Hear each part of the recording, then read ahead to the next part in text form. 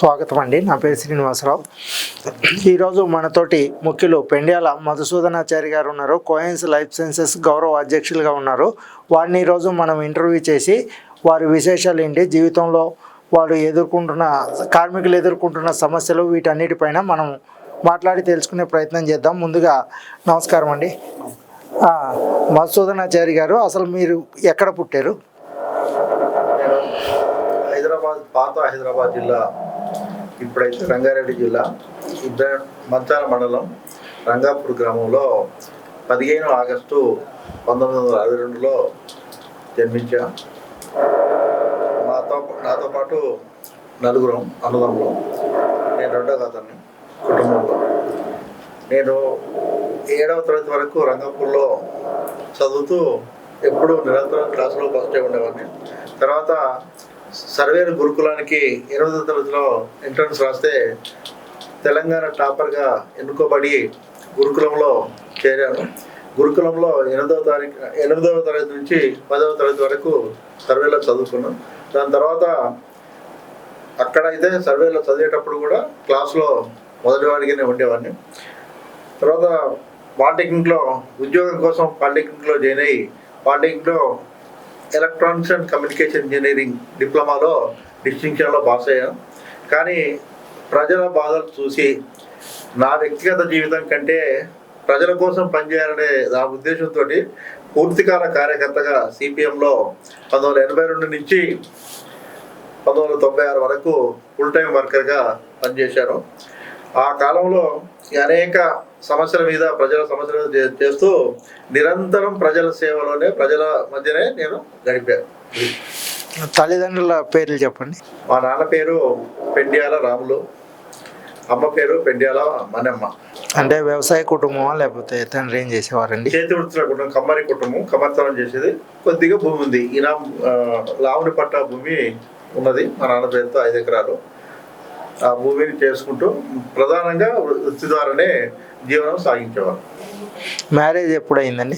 1987 November 5వ తారీఖు నాడు మ్యారేజ్. పిల్లలు ఎంతమంది? వాళ్ళు ఏం చేస్తారు? 2 పాపలు. పెద్ద పాప చైతన్య ఈరోజు మ్యారేజ్ అయింది. హైకోర్టు అడ్వకేట్, కూకట్పల్లి కోర్టులో ప్రాక్టీస్ చేస్తుంది. 2వ పాప మణిదీపిక, ఆమె MBA HR ఫైనాన్స్ చేసి కూడా మ్యారేజ్ అయింది. ఇప్పుడు ఆమె కూడా లా పాస్ అయింది ఫస్ట్ డిస్టింక్షన్లో. PG కూడా ప్రిపేర్ అవుతుంది. ఆ రకంగా లా సైడే తను వెళ్ళడానికి ఉంది. బాంబేలో ఉంటుంది. ఇప్పుడు మీరు కోయన్స్ లైఫ్ సైన్సెస్లో గౌరవ అధ్యక్షులుగా ఎన్నికయ్యారు కదా, మీరు మేనేజ్మెంట్ను అబ్జర్వ్ చేస్తున్నారు. మేనేజ్మెంట్ అనేది మొండికి పడుతుంది. ఇష్యూస్ అంటే సానుకూలంగా, సామరస్యంగా పరిష్కారం చేసే విధంగా మేనేజ్మెంట్ వెళ్ళట్లేదు. వారికి మీరేం సూచన చేస్తారు? ఒకటి, పాఠశాలలో ఉన్న కోయన్స్ లైఫ్ సైన్సెస్ లిమిటెడ్ యాజమాన్యం దాదాపు సూర్యాపేట నుంచి మా ప్రస్థానం మొదలై 12 విభాగాలుగా దేశవ్యాప్తంగా విస్తరించి ఈరోజు 22 సంవత్సరాలుగా పాఠశాలలో ఉంటున్న యూనిట్ 600 మంది కార్మికుల వరకు ఉద్యోగం కల్పించి ఉద్యోగులు కలిగి ఉండి కూడా 22 సంవత్సరాలుగా కార్మికుల యొక్క రక్షణ గురించి కానీ, కార్మికుల జీవితాలు బాగు చేయడం గురించి కానీ ఎటువంటి శ్రద్ధ తీసుకోవడం లేదు. కనీసం ట్రేడ్ యూనియన్ చట్టాలు, కార్మిక చట్టాలు కూడా అమలు చేయకుండా నిరంకుశంగా పనిచేయిస్తూ చాలా భయానకమైన వర్కింగ్ కండిషన్లో పనిచేయిస్తూ లాభాలు విపరీతంగా గడిస్తూ ఉంది. ఎందుకంటే సువెన్ ఫార్మా అనేది చాలా పెద్ద పేరు.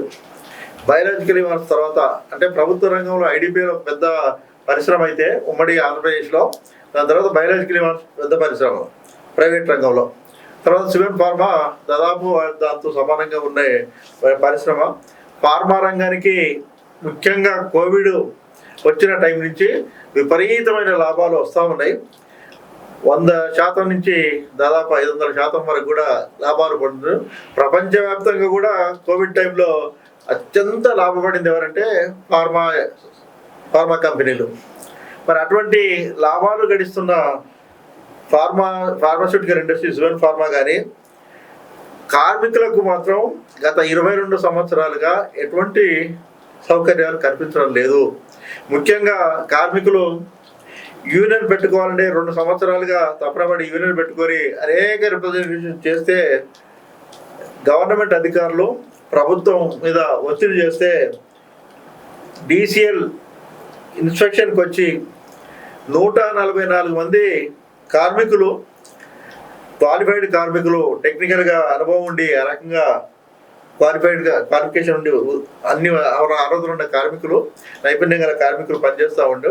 వీళ్ళు పర్మనెంట్ నేచర్ ఆఫ్ వర్క్ అంటే కోర్ యాక్టివిటీ చేస్తున్నారని ప్రభుత్వానికే JCLకు రిపోర్టు పంపినప్పటికీ యాజమాన్యం 3 నెలల్లో పరిష్కరిస్తాను అని చెప్పి కూడా ఈరోజు నిమ్మకు నీరెత్తినట్టుగా ఉంది. ఎన్నిసార్లు అడిగినా కానీ ప్రభుత్వ యాజమాన్యం రెస్పాన్స్ కావడం లేదు. ఇది మాత్రం చాలా దుర్మార్గం. యాజమాన్యం భయపెట్టి కార్మికులతోటి పనిచేయించాలనుకుంటుంది. ఆ రోజులు నడవవు అని చెప్పడానికే నేను ఊరుకుంటున్నా. కాబట్టి సువేన్ ఫార్మాస్యూటికల్ పరిశ్రమ కానీ, లేదా ఇప్పుడు కొత్తగా జర్మనీ వాళ్ళు టేకప్ చేసిన కోయన్స్ company life sciences limited company కానీ కార్మికుల ఎడల వాళ్ళ జీవితాలు ఎందుకంటే పెరుగుతున్న ధరల్లో వాళ్ళ జీవితాలు దుర్భరంగా గడుస్తూ ఉన్నాయి. జీవితాలు బాగుపడాలి, పని పరిస్థితులు మెరుగుపడాలి. అసలు ఎంత దుర్మార్గం అంటే సైనైడ్ కూడా మందుల ఉత్పత్తిలో వాడుతూ ఉంటారు. ఈ సైనైడ్ వాడేటప్పుడు కార్మికులకు మినిమం రక్షణ చర్యలు కూడా కల్పించకుండా సూపర్వైజర్లు 1 కిలోమీటర్ దూరాన ఉండి భయానకంగా బెదిరిస్తూ పనిచేయిస్తూ ఉన్నారు. ఏ చిన్న పొరపాటు జరిగినా కార్మికులు చనిపోతారు. అటువంటి భయానక వాతావరణంలో కూడా పనిచేస్తూ ఉంటే ఒకవైపు ప్రభుత్వం కానీ ప్రభుత్వ అధికారులు సరిగా పట్టించుకోవడం లేదు, యాజమాన్యం పూర్తి నిర్లక్ష్యంగా వ్యవహరిస్తూ ఉంది. కార్మికుల యొక్క జీవితాలు మాత్రం చాలా గందరగోళంగా ఉంది, ఇబ్బందులు పడుతూ ఉన్నారు. కాబట్టి ఈ పరిస్థితి మారాలి అనేదే నేను కోరుకుంటున్నాను. ఇప్పుడు లాభాల్లో ఉన్న కంపెనీ మళ్ళా ట్రేడ్ యూనియన్ పెట్టినాక కూడా మేనేజ్మెంట్ స్పందన అనేది బెదిరింపు ధోరణిలో ఉంటే దానికి మీరు ఎలా సొల్యూషన్ చెప్తారు, అంటే ఏం చెప్తారు దాని గురించి? మేము యూనియన్ జనరల్ బాడీ మన డిసెంబర్ 21 నాడు పెట్టిన తర్వాత DCL దగ్గర మీటింగ్ జరిగింది. DCLకు అన్ని విషయాలు వివరంగా చెప్పిన తర్వాత DCL ఏం చెప్పిందంటే, నేను ఈ యూనియన్ ఇచ్చిన అన్ని రిప్రజెంటేషన్స్ యాజమాన్యానికి పంపి రిమార్క్స్ కాల్ఫర్ చేస్తూ డిసెంబర్ 29 నాడు 27 నాడు 3 గంటలకు జాయింట్ మీటింగ్ పెడుతున్నామని చెప్పాడు. జాయింట్ మీటింగ్ పెట్టాడు. మేము 5 గంటల వరకు వెయిట్ చేసిన DCL దగ్గర ఉన్నప్పటికీ 20 మంది ఆఫీస్ బేరర్స్, ముఖ్య కార్యకర్తలు DCL దగ్గర కూర్చుంటే యాజమాన్యం రాలేదు. పైగా సరే ఆ పరిస్థితిలో మళ్ళీ DCL గారు 6వ తారీఖు లోపు మీరు మీ రియాక్షన్ చెప్పండి అని యాజమాన్యానికి లేఖ రాసినప్పటికీ ఇప్పటి వరకు యాజమాన్యంలో ఉలుక్కు పలుకు లేదు. అందుకోసమే కార్మికులు అందరం ఈరోజు ఏంటంటే ఖచ్చితంగా యాజమాన్యం కదిలొచ్చేటట్టుగా నిర్ణయం తీసుకొని మనం అందరం జాయింట్ యాక్షన్కి వెళ్దామనే ఉద్దేశంతో చెప్తే జనవరి 3వ తారీఖు నాడు యాజమాన్యానికి సమ్మె నోటీస్ ఇవ్వడం జరిగింది. మరి సమ్మె నోటీస్ కూడా తీసుకోవడం లేదు. అంటే ఎంత నిర్లక్ష్యంగా వ్యవహరిస్తుందో. ఒకవైపు 24వ తారీఖు నాడు రాష్ట్ర ముఖ్యమంత్రి యనమల రేవంత్ రెడ్డి గారికి, కార్మిక శాఖ మంత్రి వివేక్ వెంకటస్వామి గారికి, మరియు వాకిటి శ్రీహరి గారికి, labour commissioner principal secretary labour Danam Kishore గారికి, మిగతా JCL, DCL, జిల్లా కలెక్టరు, జిల్లా SP, అందరు అధికారులకు 12 మంది అధికారులకు పేరున వెళ్ళి కలిసి పరిస్థితులు వివరించి మెమరాండాలు ఇచ్చాం. రాష్ట్ర అసెంబ్లీ నడుస్తుంది కాబట్టి మొత్తం 119 మంది ఎమ్మెల్యేలకు కూడా మా యూనియన్ బాధ్యులు పోయి లెటర్స్ ఇచ్చారు. ప్రతి ట్రేడ్ యూనియన్ నాయకుల దగ్గరికి వెళ్ళి, ఆఫీసులకు వెళ్ళి కార్మికులు 22 సంవత్సరాలుగా ఇబ్బందులు పడతా ఉన్నారు, కార్మిక చట్టాలు అమలు జరుగుతలేవు, కార్మికుల జీతభత్యాలు మీద మెరుగుదల లేదు, యాజమాన్యం ముందుకు వస్తలేదు, కాబట్టి మీరందరూ సపోర్ట్ చేయండి, కార్మికులు ఎటువంటి పోరాటానికైనా సిద్ధపడుతూ ఉన్నారు, కాబట్టి మీరు మద్దతు ఇవ్వండి అంటే ప్రతి ఒక్కరూ పాజిటివ్గా స్పందిస్తూ ఉంటే యాజమాన్యం మాత్రం చాలా నిర్లక్ష్యంగా నిరంకుశ దూరంగా వ్యవహరిస్తుంది. ఇది పద్ధతి మారాలి. ఈ పద్ధతి మార్చుకోకపోతే కార్మికులు మాత్రం గట్టిగానే సమాధానం చెప్తారని చెప్పి, దాంతోపాటు మెదక్ జిల్లా ప్రజలకు, మెదక్, సంగారెడ్డి, సిద్దిపేట, ఉమ్మడి మెదక్ జిల్లా ప్రజలందరికీ కూడా ఒక విజ్ఞప్తి ఉందంటే, శ్రీమతి ఇందిరాగాంధీ గారు మెదక్ నుంచి ఎంపీగా గెలిచిన తర్వాత జిల్లా అభివృద్ధి కోసం అనేక ప్రయత్నాలు చేశారు. ఇవాళ మెదక్ జిల్లా దేశంలోనే, మన రాష్ట్రంలో పెద్ద పారిశ్రామిక ప్రాంతంగా ఉన్నది. ఇటువంటి పారిశ్రామిక ప్రాంతంగా ఉన్న మెదక్లో కార్మికుల పరిస్థితులు దయనీయంగా ఉన్నాయంటే మరి ప్రభుత్వం కూడా, గత ప్రభుత్వం పట్టించుకోలేదు. ఈ ప్రభుత్వం అయినా 2 సంవత్సరాలుగా వచ్చినప్పటి నుంచి ప్రజల సంక్షేమం కోసం పనిచేస్తూ ఉంది. కాబట్టి ఇప్పటికైనా కదిలి ప్రభుత్వ యాజమాన్యం మీద చర్య తీసుకొని కార్మిక శాఖ అధికారులను కూడా కదిలించి యాజమాన్యం కార్మిక చట్టాలను అమలు చేసే విధంగా యాజమాన్యం మీద ఒత్తిడి తీసుకురావాలి. మొన్ననే పాశమైలంలోనే సిగాజీ పరిశ్రమలో రియాక్టర్ పేరు 54 మంది చనిపోయారు రక్షణ చర్యలు లేక. తర్వాత 8 మంది కార్మికులు మిస్ అయ్యారు. 8 మంది కార్మికులు మిస్ అయిన వాళ్ళు తర్వాత వెతికితే వాళ్ళు కూడా చనిపోయారని తర్వాత తేలింది. అంటే 62 మంది కార్మికులు ఒక పరిశ్రమలో రక్షణ వ్యవస్థ సరిగా లేక చనిపోతే, మరి చుట్టుపక్కల ఉన్న ఇదే పాశమార్యంలో ఉన్న సువెన్ ఫార్మా కానీ, కోయన్స్ లైఫ్ సైన్సెస్ లిమిటెడ్ కానీ, మిగతా అన్ని పరిశ్రమల్లో కూడా చుట్టుపక్కల మొత్తం ఏంటంటే ఇటువంటి పరిస్థితులే ఉన్నాయి. కాబట్టి ప్రభుత్వం, ముఖ్యంగా ముఖ్యమంత్రి గారు, కార్మిక శాఖ మంత్రి గారు, కార్మిక శాఖ కమిషనరు దానకిషోర్ గారు, లేబర్ అధికారులందరూ, ఫ్యాక్టరీ అధికారులందరూ స్పందించి వెంటనే రక్షణ చర్యలు అమలు చేసి కార్మికుల హక్కులు కాపాడే విధంగా యాజమాన్యం మీద ఒత్తిడి తీసుకురావాల్సిందిగా మరీ చేతులెత్తి వేడుకుంటున్నాం.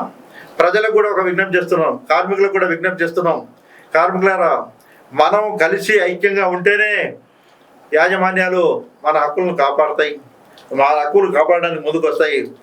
లేకుంటే ఇదే విధంగా మనల్ని ఇబ్బంది పెడతా ఉంటాయి. కాబట్టి మీరందరూ కూడా తోటి కార్మికులకు కుటుంబ సభ్యులుగా భావించి కోహెన్స్ లైఫ్ సైన్సెస్ కార్మికుల పోరాటానికి మీరందరూ మద్దతు ఇవ్వాలని, మీ తోటి తమ్ముళ్ళుగా భావించి మద్దతు ఇవ్వడం ద్వారా యాజమాన్యానికి ఒక రకమైన చట్టాలు ఉన్నాయి, ప్రభుత్వం ఉన్నది అనే గుర్తింపు తీసుకొచ్చే విధంగా ఒత్తిడి తీసుకురావాలని చెప్పి నేను అందరికీ మనస్ఫూర్తిగా విజ్ఞప్తి చేస్తున్నాను. ఇప్పుడు మీరు స్ట్రైక్ నోటీస్ ఇచ్చారు కదా, కార్మికులకి ఎలాంటి భరోసా, అంటే స్ట్రైక్లో ఉన్నప్పుడు ఏం జరుగుతుంది, మేనేజ్మెంట్ ఏమైనా బెదిరింపులు అవి చేసే అవకాశాలు ఉంటాయి కదా, దానిపైన క్లుప్తంగా.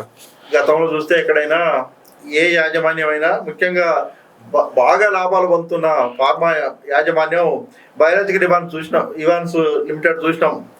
అసలు గెలిచిన ఈయనను గేట్లోనికే రానియలేదు ఒకనాడు బయాలజికల్ ఇవాన్స్. తర్వాత కార్మికులు తమ సమస్యలు చూసి ఇబ్బందులు చూసి ఓర్వలేక భరించలేక అందరూ కలిసి సమ్మె చేస్తే అప్పుడు కానీ ప్రభుత్వం మీద ఒత్తిడి వచ్చి ప్రభుత్వం గతంలో బయాలజికల్ ఇవాన్స్ కార్మికులు పర్మనెంట్ చేసిన పరిస్థితి ఉంది.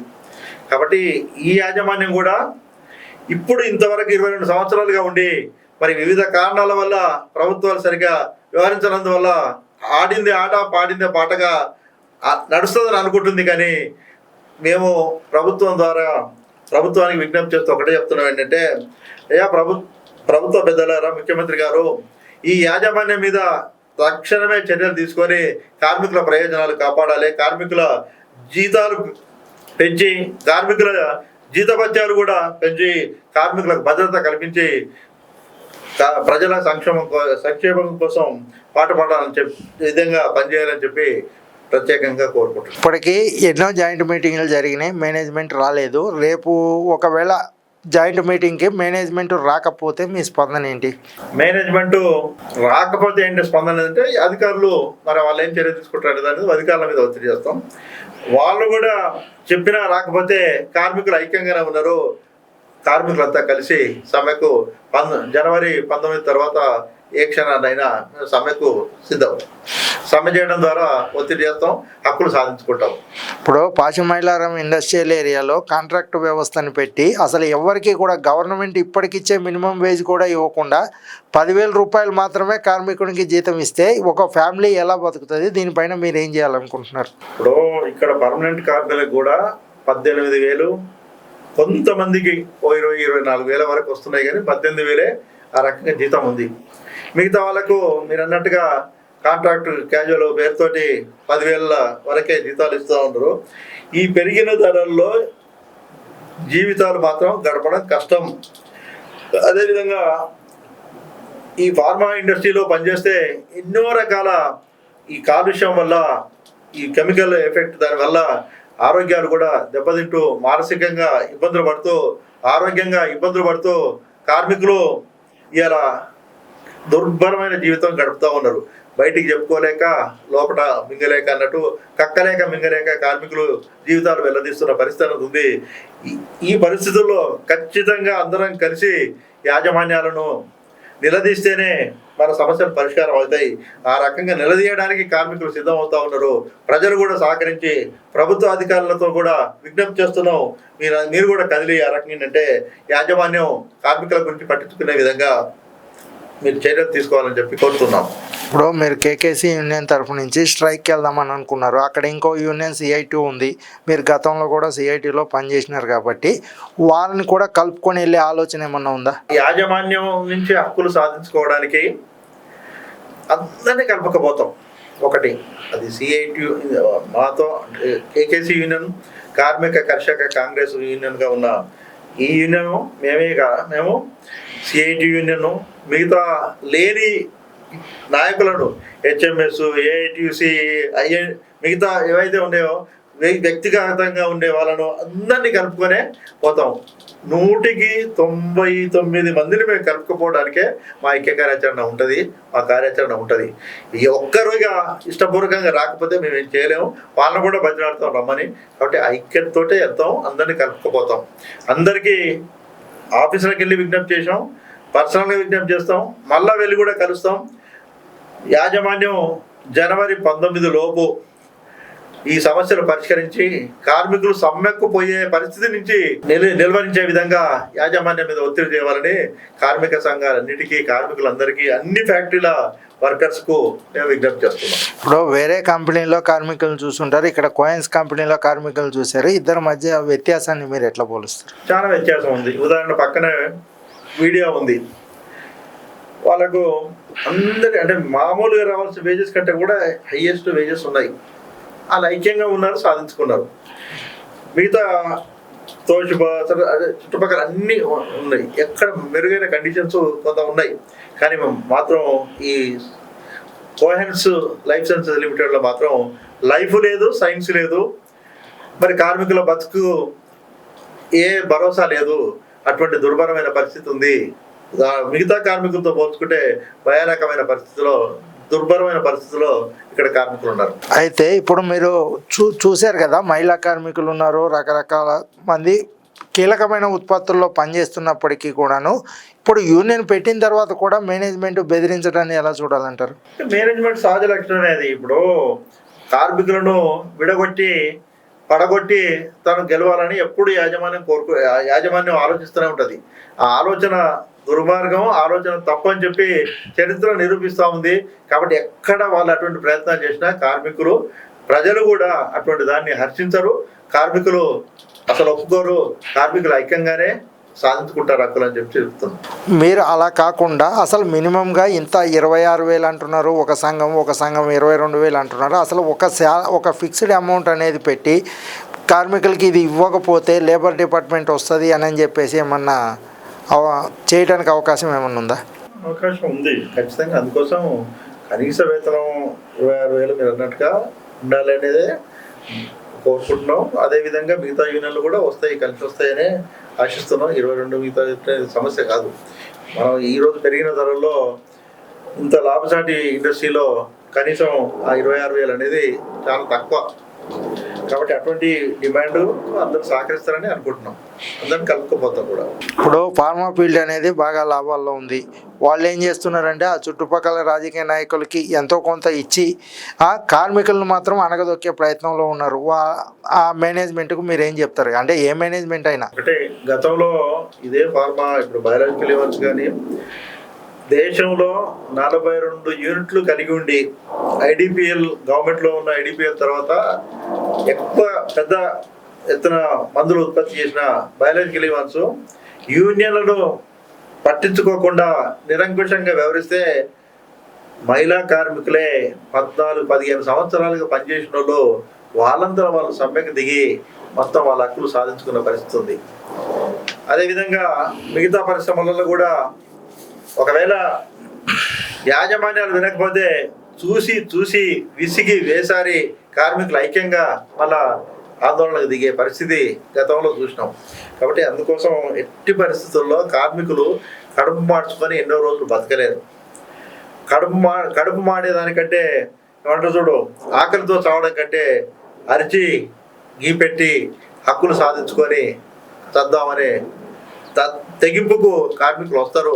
కాబట్టి ఆఖరి బాధ ఎన్ని రోజులు వాళ్ళను అనైక్యంగా ఉంచదు, ఆఖరి బాధే ఐక్యత చేస్తుంది, ఐక్యం చేసి హక్కులు సాధించుకునే విధంగా పోరాడడానికి ముందుకు తీసుకొస్తుంది అనేది మొత్తం కార్మికోద్యమ చరిత్ర. ఓకే, గతంలో మీరు సాధించిన విజయాలు అంటే ఏం చెప్తారు? నేను సాధించిన విజయాలు అంటే గతంలో ప్రధానంగా నేను ప్రైవేట్ రంగంలో ఉన్న బయాలజికల్ ఈవెంట్స్ యూనియన్లో యాక్టివ్గా తిరిగా. అక్కడ 114 మంది మహిళా కార్మికులు ఆందోళన చేసి, పెద్ద యూనియన్లు సహకరించకుండా ఆందోళన చేసి ప్రభుత్వం మీద ఒత్తిడి తెచ్చి ఎన్టీ రామారావు ముఖ్యమంత్రిగా ఉన్నప్పుడు వాళ్ళు పర్మనెంట్లీ సాధించుకున్నారు. అదేవిధంగా పరిస్థితులు మెరుగుపడ్డాయి. లేదు ఇంతకుముందు గతంలో 91లో అంటే ఫారిన్ ఎక్స్పోర్ట్ కంపెనీ 90% ఎక్స్పోర్ట్ యూనిట్గా ఉన్న అన్సా ఓవర్సీస్ ఎంటర్ప్రైజెస్ లిమిటెడ్ అని గట్కేసర్లో జోడిమెట్లలో ఒక లెదర్ ఇండస్ట్రీ ఉంది. ఆ లెదర్ ఇండస్ట్రీలో 1200 మంది వర్కర్స్ ఉన్నారు. ఆ వర్కర్స్ యూనియన్ పెట్టుకుంటేనే 500 మంది కార్మికుల్ని పోలీసు వాళ్ళు తిప్పట్లాడి కొట్టి ఆ రకంగా లాఠీ చార్జ్ చేసి విపరీతంగా ఇబ్బందులు పెట్టే పరిస్థితి ఉంటే, ఆ స్టేజ్లో నేను ఆ యూనియన్ ప్రెసిడెంట్గా పోయి మొత్తం కార్మికులను 3 నెలల కాలంలో రోజుకు 2 గంటలే నిద్రపోయి 22 గంటలు వర్కర్స్తో నిలబడి ఐక్యత సాధించిన తర్వాత 14, 15, 16 రూపాయల రోజు కూలీ తీసుకుంటున్న కార్మికులు అసలు తోళ్ళ కంపెనీ అంటే ఎంత కాలుష్యమో, ఎంత కెమికల్స్ తోటి కార్మికుల జీవితాలు శ్వాసలు అంటే ఆ కెమికల్స్ శుభ్రం చేసేటప్పుడు ఆ కెమికల్స్ కూడా కడుపులోకి పోయి కార్మికులకు జబ్బు చేస్తే వాళ్ళకు వచ్చే నెల జీతంలో ఒక్కసారి డాక్టర్ చూపించుకుంటే 3వ వంతు ఖర్చు అయిపోయేది. అంటే నెల జీతం ఒక్కరోజు డాక్టర్ చూపించుకుంటే 3వ వంతు ఖర్చు అయిపోతే మిగతా 2 వంతు ఎట్లా బతికేది అనే పరిస్థితి ఉంటే, ఆ దుర్భర పరిస్థితిని భరించలేక కార్మికులు ఐక్యమై ఆ రకంగా పోరాడితే ప్రభుత్వం కూడా దిగొచ్చి అసెంబ్లీలో చర్చించాల్సిన పరిస్థితి వస్తే 14 రూపాయల వేతనం 38 రూపాయల దానికి పెంచక తప్పని పరిస్థితి. ఆ రోజు మెదక్ జిల్లా రామచంద్రారెడ్డి గారు స్పీకర్గా ఉన్నప్పుడే ఇది అసెంబ్లీలో చర్చ పెట్టిస్తే మొత్తం కంపెనీ మీద కార్మిక శాఖ అధికారులు రైడ్ చేస్తే కంపెనీ ఏ చట్టాలు అమలు చేస్తలేదని చెప్పి బహిరంగంగా తేలింది. మరి అటువంటి కంపెనీలు ఏ చట్టాలు అమలు చేయని కంపెనీ విదేశాలకు ఎక్స్పోర్ట్ చేస్తూ కోట్ల లాభం సంపాదిస్తూ అంటే 58 కోట్ల టర్న్ ఓవర్లో 25 కోట్ల లాభం తీసుకున్నారు. ఒక జర్కిన్ తయారు చేస్తే 2500 ఇక్కడ ప్రొడక్షన్ కాస్ట్ అయితే జర్మనీలో 18,000కు అమ్ముకున్న పరిస్థితిలో ఒక్క షూ జత 200కి ఇక్కడ గట్కేసర్లో తయారు చేస్తే హైదరాబాద్ మార్కెట్ అంటే 800 నుంచి 1200 వరకు ఇంకా ఎక్స్పోర్ట్గా చేసి విపరీతమైన లాభాలు సంపాదించుకుంటే కార్మికులకు మాత్రం అంత దుర్భర పరిస్థితి చూసినప్పుడు మొత్తం 1200 మంది కార్మికులు ఏకమై 14 మంది సర్పంచులను నిలేసి, మంత్రిని నిలేసి, మండలాధ్యక్షుని నిలేసి, పోలీసులను నిలేసి వాళ్ళు సమ్మెను కొనసాగించిన పరిస్థితి 91లోనే ఉంది. అందుకోసం అటువంటివి సమస్యలు వచ్చినప్పుడు ఖచ్చితంగా ఏంటంటే కార్మికులు వాళ్ళ జీవన పరిస్థితులను చూసి ఐక్యంగా వస్తారు. ఇక్కడ కూడా ఇవాళ సువెన్ కార్మికులు కానీ, కోహెన్స్ లైఫ్ సైన్సెస్ లిమిటెడ్ కార్మికులు కానీ ఖచ్చితంగా యాజమాన్యాన్ని తమ హక్కులు సాధించేంత వరకు యాజమాన్యాన్ని మాత్రం వదిలిపెట్టరు. కాబట్టి యాజమాన్యం ఇప్పటికైనా మేల్కొని కార్మికుల హక్కులు పరిష్కరించాలని నేను కోరుకుంటున్నాను. ఇప్పుడు లేబర్ కమిషనరు రవీందర్ రెడ్డి గారు మీరు ఒకటే స్కూల్లో చదువుకున్నారు కాబట్టి మీరు సీనియర్ అయితే ఈ సమస్య ఆయన ద్వారా పరిష్కారం జరుగుతుందని మీరు అనుకుంటున్నారా స్ట్రైక్కి వెళ్లకుండా? ఇప్పటికైతే ఆయన ఇన్స్పెక్షన్ చేసి అధికారులు ఇన్స్పెక్షన్ చేసి రిపోర్ట్ రాసి 144 మంది పర్మనెంట్ నేచర్ ఆఫ్ వర్క్ చేస్తారని చెప్పి రిపోర్ట్ ఇచ్చాడు. దాని మీద జేసీఏలు డీసీఎల్కి ఏం రాసిందంటే మీరు ఇచ్చిన రిపోర్ట్ని బట్టి ఆధారం చేసుకొని యాజమాన్యం మీద చర్య తీసుకోండి అని చెప్పి లెటర్ రాశాడు. జేసీఎల్ డీసీఎల్కి రాసిన లేఖ 2/7/2025. Further, wide reference 7th and 9th cited, the Deputy Commissioner of Labour Sangareddy has submitted the inspection report wherein he mentioned violations under various labour laws, and further the DCL Sangareddy informed this office by reference 10th cited that the management of Messrs. Suvan Pharmaceuticals Limited, Pashamailaram, Patancheru, Sangareddy district has engaged 144 contract workmen in core activity under various categories. In this regard, the Deputy Commissioner of Labour Sangareddy is directed to take necessary action on the violations detected by him under various labour laws and submit action taken report within 15 days from the date of receipt of this memo, so as to submit to the same to the Commissioner of Labour Telangana, Hyderabad. JCL గారు 2/7/2025 DCLకు ఈ letter ద్వారా direction ఇచ్చాడు. యాజమాన్యం ఏం చెప్పింది, యూనియన్కు 3 నెలల్లో మీ సమస్య పరిష్కరిస్తామని చెప్పింది. మరి జూలై 2వ తారీఖు నడిస్తే 3 నెలలు అయిపోయినాయి. ఇప్పుడు July, August, September, October, November అయినా పరిష్కారం కాలేదు. డిసెంబర్లో మరి కార్మికులంతా చర్చించుకొని ఇలా ముఖ్యమంత్రిని కలిశారు. అదేవిధంగా జనవరి 3వ తారీఖు నాడు సమ్మె నోటీసు కూడా ఇచ్చారు. మరి యాజమాన్యం ఇంత నిర్లక్ష్యంగా ప్రభుత్వ ఆదేశాలను కూడా ధిక్కరించకపోతే మరి ప్రభుత్వం, ముఖ్యంగా ముఖ్యమంత్రి గారు, కార్మిక శాఖ మంత్రి గారు, లేబర్ కమిషనర్ గారు చొరవ తీసుకొని వెంటనే ఈ యాజమాన్యం మీద చర్యలు తీసుకోవాలి అని చెప్తుంది. లైక్ చేయండి, షేర్ చేయండి, సబ్స్క్రైబ్ చేయండి. మరిన్ని వీడియోల కోసం బెల్ సింబల్ పై క్లిక్ చేయండి.